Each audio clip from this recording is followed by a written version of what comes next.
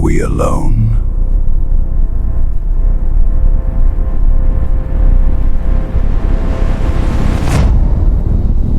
Or are we just unaware?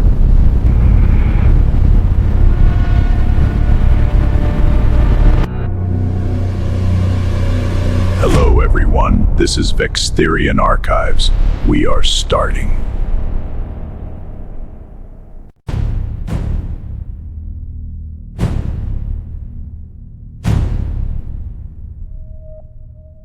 In August 1977, a radio telescope in Ohio picked up something that should not exist.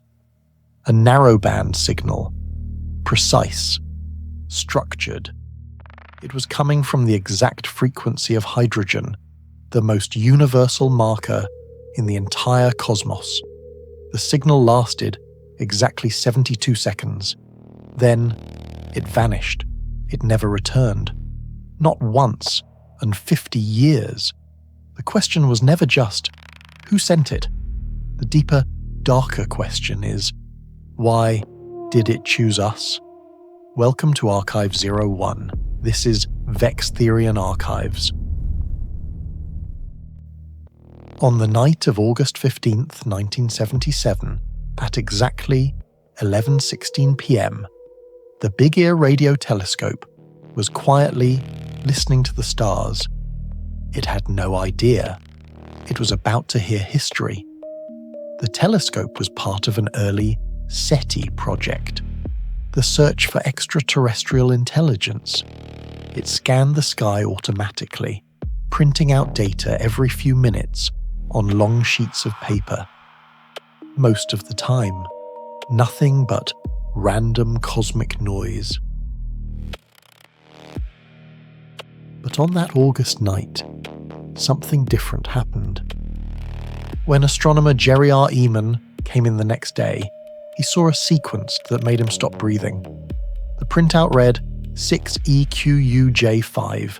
Each letter, each number, represented signal strength. 6 was strong, then EQUJ5. This was off the charts, 30 times louder than the background noise. Ehman grabbed a red pen, circled the entire sequence, and wrote one word. Wow! Signal strength increasing at 1420 megahertz. Confirmed, correlating with optical data. Prepare to log. This could be significant. That single handwritten word gave the signal its name. The WOW signal.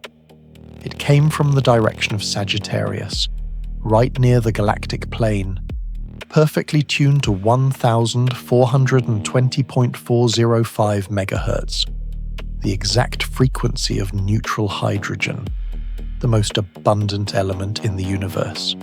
Why is that important?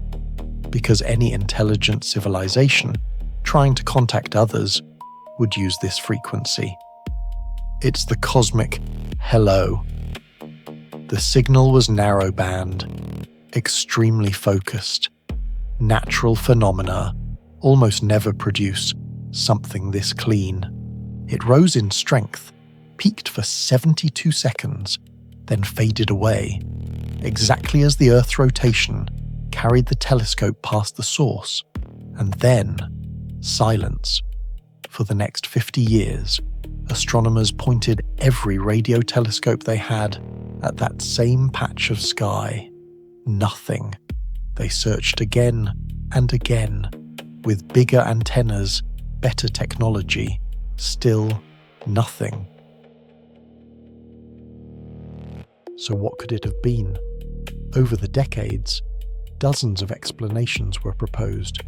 Some said it was a satellite, others said military radar, some blamed aircraft, or even the telescope itself. But one by one, those explanations were ruled out. The signal was too strong, too clean, too perfectly tuned. Then in 2017, a new theory emerged: comets. Researchers suggested 2 comets passing through the area, might have produced hydrogen gas that created the signal. It sounded plausible until further observations proved those comets weren't even in the right position. To this day, no explanation has been proven. The WOW signal remains officially unexplained. But here's what makes it truly haunting. The Big Ear telescope was only listening for 72 seconds. If whatever sent the signal was aiming at Earth on purpose, it would have needed to know exactly where we were and exactly when to send it. Or maybe it wasn't a message at all. Maybe it was a scan, a probe, a lighthouse, sweeping the galaxy. We will probably never know. But here's what makes it truly haunting. Some people refuse to accept the official explanations at all. To them, the WOW signal wasn't a coincidence. It was a cover-up, a warning, or evidence of ongoing surveillance. And if that's the case, maybe staying silent was the smartest thing we ever did. Now, let's talk about a few different conspiracy theories, and together we'll decide who's actually right. Conspiracy theory. Cover up by governments and SETI. Some people refuse to believe the official statement. They claim the signal repeated, but the recordings were buried deep. Governments, or even high-level SETI insiders, classified everything to prevent global panic. The Big Ear torn down in 1998 and replaced by a golf course? Not a coincidence. Evidence erased. If it was genuine contact, why was it never made public?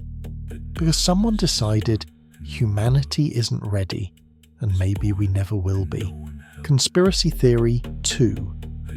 One-time scan/ongoing surveillance. What if it wasn't a message at all, but a scan?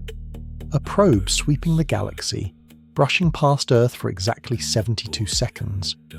We simply fell inside its beam. That's why it never returned. The sweep moved on. We were logged, catalogued, watched. And if they're still watching, sending a reply might light us up again. Brighter this time.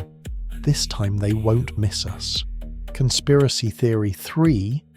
Interstellar object connection. Harvard's Avi Loeb has a darker theory.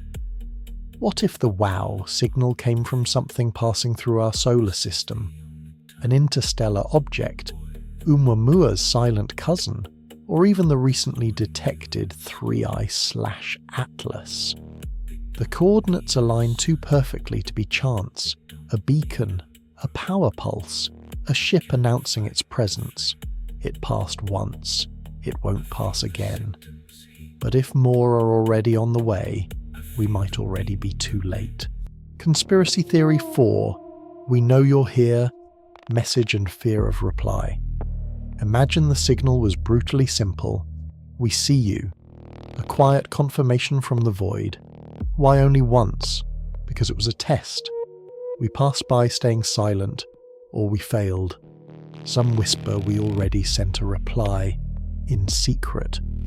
Others insist we must never do it. Because if they heard us once, the next visit won't be gentle. Conspiracy theory 5. Power beaming leakage. Another possibility. It was leakage. Not a greeting, but collateral noise. An advanced civilization beaming power across light years, microwaving energy to distant probes or colonies.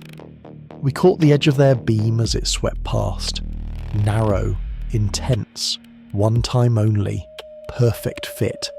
If that's true, they're constructing something enormous out there, and we're just background static, a fleeting echo in the roar of their engines. So we've heard the whispers, the cover-ups, the scans, the warnings. But what do the scientists actually say? What are the explanations that don't involve shadowy figures or silent watchers? Here are the most credible natural theories astronomers still debate today. Hypothesis 1. Magnetar flare triggering a hydrogen cloud. Some astronomers point to a magnetar, a neutron star with an insanely powerful magnetic field. One brief, violent flare from it could have lit up a nearby cloud of neutral hydrogen. The gas, suddenly excited, amplified the signal like a natural laser. That explains the narrow band, the perfect 1420 MHz frequency, and the exact 72-second rise and fall. Magnetar flares are rare, unpredictable, once-in-a-lifetime events. That's why we never heard it again. Hypothesis 2. Interstellar hydrogen cloud mass/superradiance event. The newest and strongest candidate from recent Arecibo archive studies. A distant transient event, perhaps a magnetar burst or gamma-ray flash, excited a cold hydrogen cloud in deep space. The cloud responded with superradiance, a sudden massive amplification of the hydrogen line. Narrow, intense, one time only, all the wow. Signal's strange features fit perfectly. Researchers say this might be the first recorded natural maser flare at 1420 MHz. If they're right, it was never meant for us. We just happened to be listening at the exact wrong moment. Hypothesis 3. Deep space transient hydrogen emission. After decades of ruling things out, satellites, radar, aircraft, even early comets, the signal points firmly to deep space. Updated analysis of the original printout shows the frequency slightly shifted to 1420.726 MHz, and the strength much higher than first thought, over 250 Janskys. This screams transient astrophysical source, a brief, powerful emission from hydrogen in the interstellar medium. Something rare flared once, then faded forever. No aliens, just the universe doing what it does, shining unexpectedly. Hypothesis 4. Astronomical maser in the hydrogen line. Wow might be the first detected natural maser event in the cosmic hydrogen line. In space, gas clouds can sometimes undergo stimulated emission, like a laser, but without mirrors. A passing high-energy flash triggers it, and the result is a clean, focused burst. Everything lines up. The frequency, the bandwidth, the duration, the one-time nature. If this is correct, the wow signal wasn't a message. It wasn't even looking for us. It was just physics, silent, indifferent, and utterly indifferent to whether we were listening. After examining the evidence and the theories, one thing becomes clear. The universe is far stranger than our eyes can see, and some secrets will never be revealed. Because in 1998, the Big Ear telescope was torn down, replaced by a golf course. The very instrument that heard humanity's first potential contact no longer exists.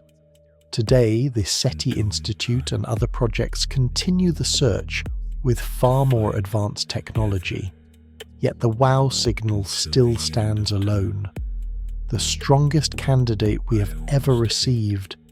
So let me ask you the question that keeps astronomers awake at night. If it was artificial, why only once? Was it a test, a mistake, or a message that simply said, "We know you're here"? Some say we should reply, send our own signal back to that same spot in Sagittarius. Others say we should stay quiet, because if something out there is listening, maybe we don't want it to hear us twice. This was Archive 1, the WOW signal, the signal that should not exist, yet it did. If you want to dive deeper, all the original sources, Jerry Ehman's interview, the original printout, and the latest scientific papers are linked in the description. Which unexplained mystery should we open next? Leave it in the comments. The most requested one gets Archive 02. If you're still here, thank you. You weren't supposed to find this channel, but you did. Hit subscribe, turn on notifications, and enter the next archive with us, because somewhere out there, something is still listening. This is Vextherion Archives. We don't chase trends, we uncover what was buried. See you in the next one. Archive 01 closed. This one